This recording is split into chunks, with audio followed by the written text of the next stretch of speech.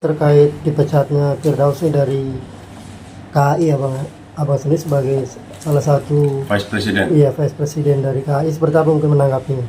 Ya, jadi kalau dibilang Kongres Advokat Indonesia tidak menjalankan sesuai dengan kode etik, harus ada pemanggilan segala macam, karena ini adalah pelanggaran yang sangat berat.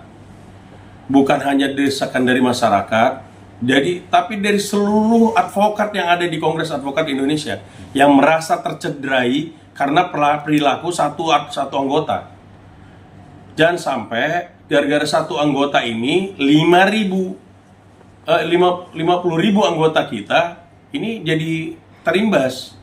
Karena ini dia sudah melakukan suatu pelanggaran berat lah di dalam kode etik advokat. Karena sudah melecehkan pengadilan, sudah melecehkan sumpahnya sendiri, kalau kita bisa bilang. Karena dia menghina pengadilan. Makanya tidak perlu lagi ada panggilan mengklarifikasi, karena memang sudah terbukti, memang dia mau sengaja atau tidak sengaja, itu adalah dia menjalankan profesi advokat di dalam persidangan. Ingat, dia memakai atribut advokat, dia pakai jubah. Dan ini bukan masalah jubah juga, karena ini memang dalam rangka persidangan. Dia sedang menjalankan kuasa sebagai kuasa hukum. Itulah makanya Kongres Advokat Indonesia dengan seluruh ketua DPD pada waktu kebetulan sedang kumpul di Bandung, langsung merapatkan ini, membahas ini, dan keputusan adalah memberhentikan Saudara Firdaus. Apa aja bang dampak dari artinya dipecatnya Firdaus dari keanggotaan KAI? Tidak ada dampak apapun. Bagi kami menegakkan sesuai porsinya. Karena ini sudah belum pernah dalam sejarah advokat lah. Ada advokat yang naik ke atas meja, ya, di dalam suatu persidangan. Ini benar-benar sangat memalukan lah. Bang Firdaus sendiri gabung di KAI per kapan sih bang? Saya lupa kapan, tapi termasuk sudah lama lah, mungkin lebih dari 10 tahun kali Firdaus itu. Dia kalau salah masuk dari Banten, dari DPD Banten, anggotanya DPD Banten.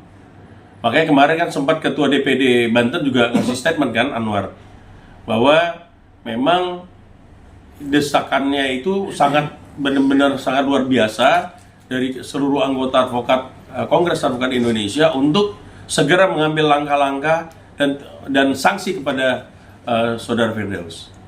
Bang, dan itu juga disepakati dengan 34 DPW ya? Iya. Ditandatangan DPD, iya. Ya. Ada 34 ya? DPD.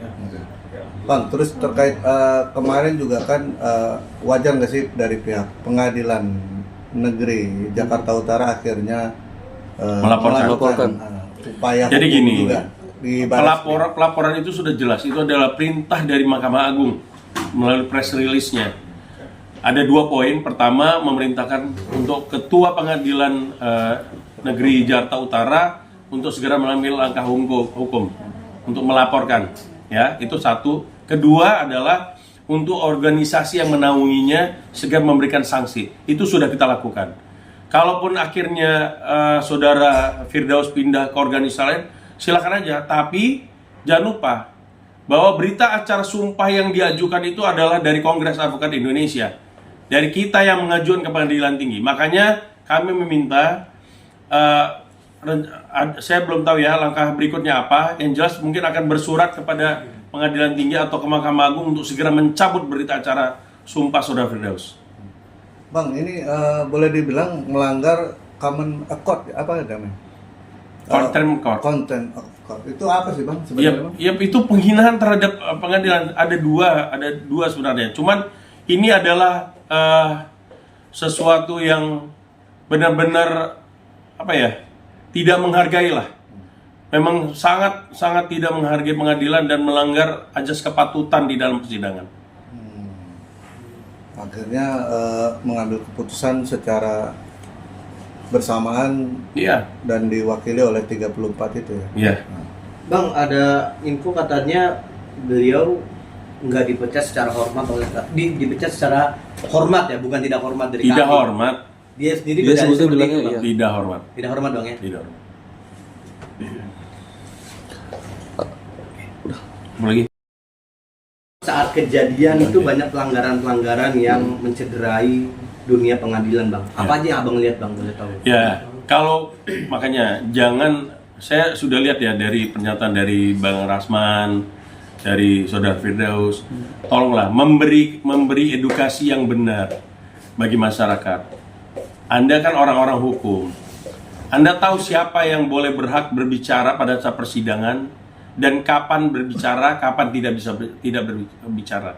Saya lihat pada waktu di video itu ya, yang viral itu adalah Rasman ngomong terus, ya kan, sampai mendesak majelis hakim. Itu tidak boleh. Dia dalam kondisi sebagai terdakwa. Mestinya dengan ada kuasa hukum yang menyampaikan itu adalah kuasa hukum, bukan terdakwa. Apakah Saudara Rasman itu diberi kesempatan sama majelis hakim?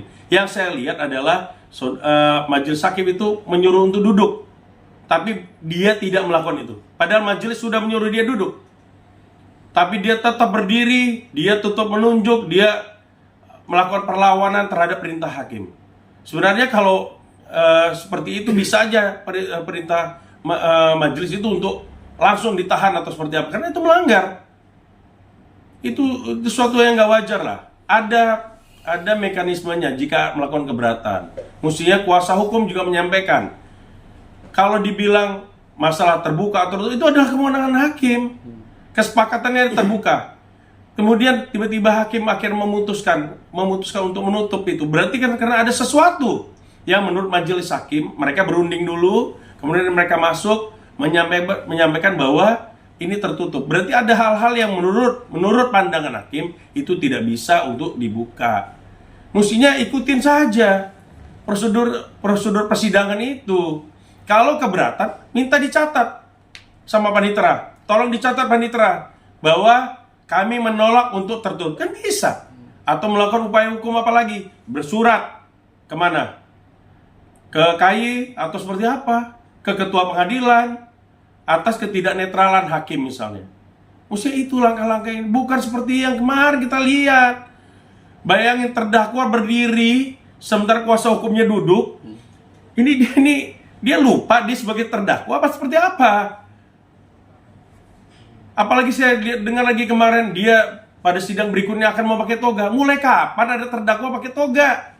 Coba kasih pembelajaran hukum. Anda itu katanya seorang yang sudah sering bersidang, ya, sudah berpraktek sekian lama, ratus persidangan. Masa nggak tahu harus advokat itu seperti apa? Itu kan memalukan. Ada statement mau pakai toga nanti besok, Anda ini terdakwa.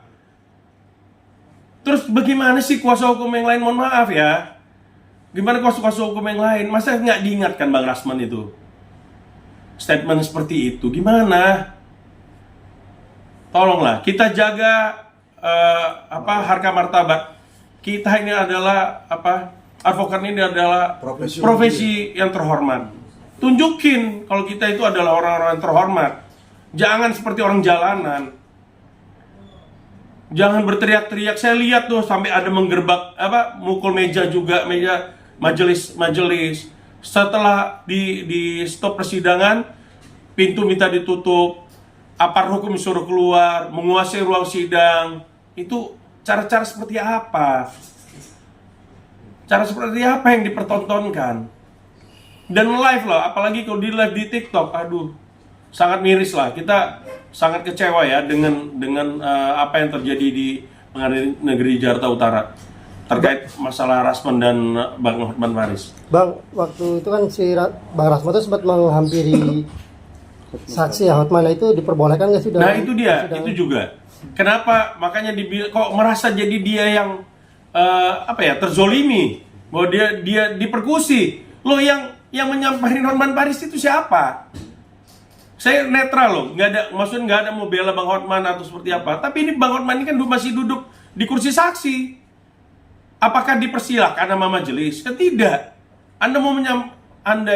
Rasman ini terdakwa, masa menyamperin saksi? Terus kuasa hukumnya diam aja, membiarkan hal itu terjadi. Makanya datanglah ada dua orang itu untuk Ini tidak ada menyekek, memukul, nggak ada kok. Yang saya lihat benar-benar melindungi Bang Rasman. Karena posisinya sebagai saksi. Tidak boleh, kalau di luar negeri udah ditangkap itu Rasman.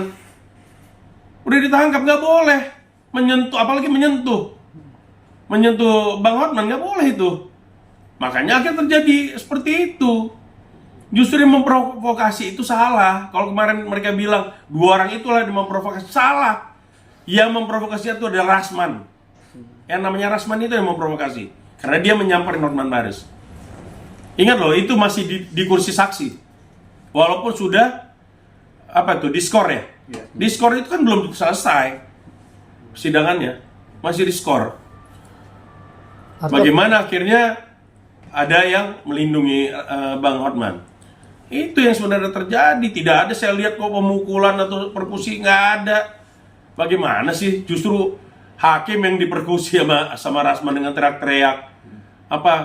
Apakah pantas mengatakan hakim juga banyak yang korupsi? Ini di persidangan loh. Anda tuh kalau ngomong itu di luar, jangan di persidangan. Kalau mau ngomong seperti itu, hakim korupsi segala macam, nggak pantas lah.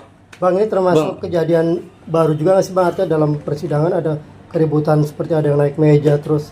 Ini adalah kejadian pertama. Ini adalah kejadian pertama. Kalau kemarin Rasman saya lihat di talk show ada acara ya, dia bilang ini bukan content of court. Bagaimana ada yang lain? Misalnya Nikita Mirzani, mohon maaf, melempar bolpen atau mic atau apa, saya nggak ngerti, saya lupa. Dia ngomong apa tuh? Lempar mic atau kertas lah. Loh, Nikita Mirzani seorang advokat bukan? Bukan kan? Terus ada lagi katanya yang nyerang majelis hakim, nusuk atau seperti apa? Mereka terdakwa, bukan seorang advokat. Anda ini terdakwa dan advokat. Yang mengaku advokat, yang mesti mengerti bagaimana bersikap, memperlakukan diri dalam persidangan. Itu yang mestinya terjadi. Bang Milano, ini kan juga dari awal Rasman menjadi TSK ini, Rasman selalu berargumen kalau dirinya ini memiliki undang-undang advokat yang tidak gampang untuk advokat itu dipenjarai atau dibui. Mungkin sebenarnya gimana sih, Bang? Iya. Komunitas. Iya, maksudnya batasannya sejauh mana? Sebenarnya gimana sih, Bang? Gini, kalau masalah dia bicara ngomong hak komunitas itu ya dilihat dulu apa yang bisa dia dapat dari kasus ini. Terkait lapor Rasman sebagai advokat, melaporkan dia sesama advokat, itu maksudnya atau seperti apa? Kan ya harus dilihat profesional juga. Kalau memang ternyata penyidik menganggap ini adalah tindak pidana, pengadilan juga akhirnya memutuskan ini merupakan tindak pidana, mau seperti apa? Kan nggak bisa juga. Semua orang kan kekebalan yang diberikan negara kepada aparat hukum juga kan terbatas. Nggak bisa semena-mena juga. Bang, terakhir Bang, terkait permintaan Rasman soal sidang yang harus terbuka untuk media itu gimana Bang? Itu kembali lagi ke majelis hakim. Tidak bisa dia memaksakan mengatur majelis hakim. Itu kewenangan majelis hakim. Kalau dia tidak setuju, dia punya hak untuk melakukan perlawanan terhadap itu. Bisa, seperti saya bilang tadi, dia bisa bersurat, bisa melaporkan hakim ini. Kan itu langkah-langkahnya. Bukan dengan cara seperti kemarin. Jadi diatur juga kalau melakukan keberatan itu seperti apa. Dan mohon maaf ya, yang mesti ngomong itu adalah kuasa hukum, bukan Rasman. Karena Rasman di situ sebagai terdakwa. Kalau dia tidak diizinkan untuk bicara oleh majelis hakim, tidak bisa. Jadi persidangan itu yang menentukan adalah aturan main itu ada yang menentukan majelis hakim. Kapan jaksa ngomong, kapan kuasa hukum ngomong, kapan bisa terdakwa ngomong atau keberatan atau menyampaikan seperti apa, harus izin dari ketua persidangan, ketua majelis hakim yang memimpin perkara. Nggak bisa seenak-enaknya dia memaksakan kehendak seperti itu, nggak bisa. Bang, melihat apa yang dilakukan ini kan juga meminta mengganti hakim. Alhamdulillah kan meminta mengganti hakim, yang memutuskan untuk mengganti atau tidaknya itu seperti apa sih Bang? Nanti itu kewenangan dari ketua pengadilan negeri. Apakah menurut ketua pengadilan negeri ini masih benar apa tidak di persidangan ini? Bisa aja, boleh aja mengajukan. Semuanya kembali lagi ke ketua pengadilan negeri. Apakah ketua pengadilan negeri melihat hakim ini masih tetap layak atau tidak untuk melanjutkan persidangan. Tapi misalnya ada keberatan, ya bisa aja dipertimbangkan oleh Ketua Pengadilan Negeri biar suasananya menjadi kondusif atau lebih baik.